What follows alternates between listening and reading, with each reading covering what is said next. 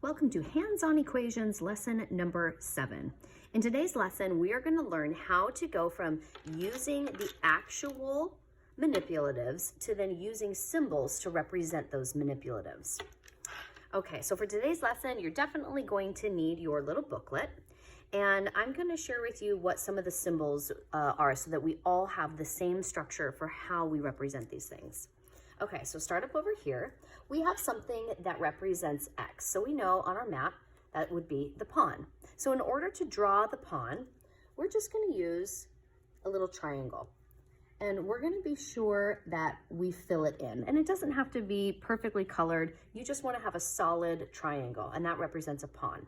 So for example, if I wanted to represent 3X, I would draw 3 pawns or 3 triangles, and I would be sure to fill them in. In later lessons, you'll see that when you have the pawn not colored in, or the triangle white, it represents a negative variable, which we don't want for this to start. All right, the second thing that we're going to draw would then be the number cubes. And as I'm sure you assumed, you're just going to write a square to represent those number cubes, and whatever number you wanted, that's what you're going to draw in the cube. So let's say I wanted to make this a 3, so that would be the 3. All right, so now we know how we represent, or how we would do the setup. So let's jump down to example 1. If I wanted to represent 4x plus 3 equals 3x plus 9, on this little scale, I would draw each of those with the symbols. And if you don't have this already made, like if you're doing your own homework, you then could just draw a horizontal line with a little line between, and everything on that side of the line is one side of your equation, and everything on the other side is the other side. All right, so 4x, I'm going to draw 4 triangles. 1, 2, 3, 4. And then 3, that would be a number cube 3. And on the other side, I have 3 x's, so that's going to be 3 pawns. 1, 2, 3, and then 9, and that's a number cube. Okay, so now I'm going to start representing my legal moves. Now, to show that I am removing pawns from each side, of course, when you have your mat, you're literally going to physically remove them. But you can't really do that here without erasing it, and which then becomes confusing. So we're going to use a few symbols. So we're going to write a little arrow that's going to go diagonally and kind of curve, and that means to remove a pawn. So we're going to always do those in pairs to show the legal move, so removing 1 pawn from one side and 1 pawn from the other. And then to show that we are removing a cube for the legal move, all we're going to do is put a line through it and then replace it with whatever thing. So let's say I wanted to remove 2 from that 3. I know that that cube would become a 1, so I then would just draw my next cube with a 1. So that means remove a number cube. Okay, so let's start doing the legal moves with our example number 1. So I want to remove a pawn from each side using my legal moves. So remove 1, remove 1. And I can see I have more pawns to remove, so I'm going to keep going. Remove 1, remove 1. And notice how I'm drawing it just out of the top of the triangle like a volcano. Okay, and I'm going to remove 1 more, and I'm going to remove 1 more. So now I see that I have 1 pawn on this side, and all my pawns are gone from this side. That's good. That's what I want. All right, so now I'm going to move over to my number cubes. I see I have 3 over here and 9 over there, so I'm going to remove 3 from both sides. So I'm going to remove that cube entirely, the whole thing. Now this one, I only want to remove 3 of those 9. So I'm taking that away, and that then becomes a 6. So now I have 1 pawn equals 6. So that means x equals 6. Now, because I didn't erase, because I still already have the original equation there, I now have a simple way where I don't have to rebuild the original equation on my mat. I already see it. So I can just use that value and plug it back in to the value of what I think the pawn is. So 6, 12, 18, 24, 25, 26, 27. So I have 27 on this side. And then 6, 12, 18 plus 9, it is also 27. So 27 equals 27. There we go.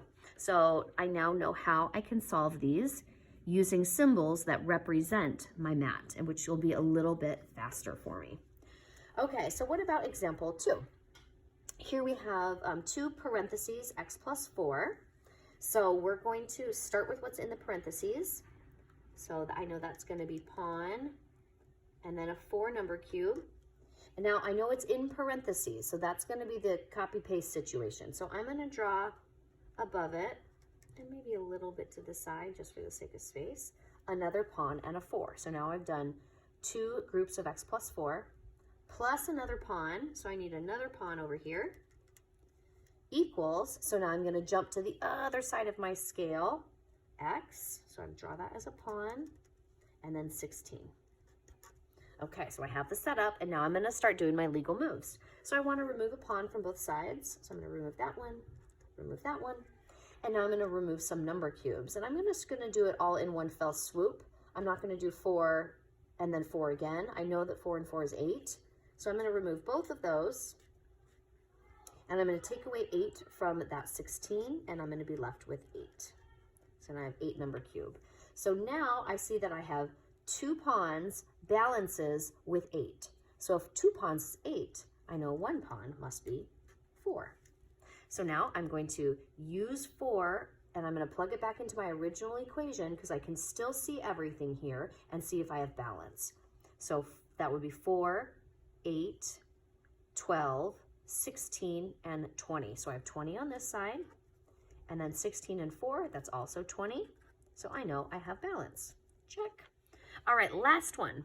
So let's go ahead and build our equation. I have x, so that's 1 pawn, plus 2x, so that's 2 more pawns, plus 14, so it's going to be a 14 number cube, is equal to, so that means it's in balance with, and now I go to the other side, 5x, so that's going to be 5 pawns, 1, 2, 3, 4, 5, plus 2, so a 2 cube. All right, so now I'm going to start balancing or doing my legal moves and maintain balance throughout my equation. So I can see that I have 3 over here and 5 over there, so I'm just going to remove 3 pawns from both sides. So 1, 2, 3, 1, 2, 3, and I have 2 pawns left over here. Now I have 2 over here and 14 there, so I'm going to remove 2 from both sides. So take away 2 there and take away 2 there, so I'm left with 12. So I now see that I have 2 pawns on this side and 12 on that side. So 2 pawns is balancing with 12. So if 2 pawns is that, then I know 1 pawn must be 6, or half of that. All right, so now I'm going to take my 6, I'm going to plug it back into my original equation. So 6, 12, 18 plus 14, so 18 and 14, that's 28, and then 4 more, that's 32. So I have 32 on one side, and then 6 times 5, I know that's 30, times, or plus 2 more, that's 32. And then I know that's a true statement, 32 equals 32. Check, I know I got it right. All right, so for your last practice, you are going to be doing the lesson number 7. So you are going to be using the picture system to solve these equations. So you can just draw it right here if you think you have space, or you can record your work in your math journal, find your solutions here, and then you're going to actually use the physical kit again to review some of the old work. And that's it.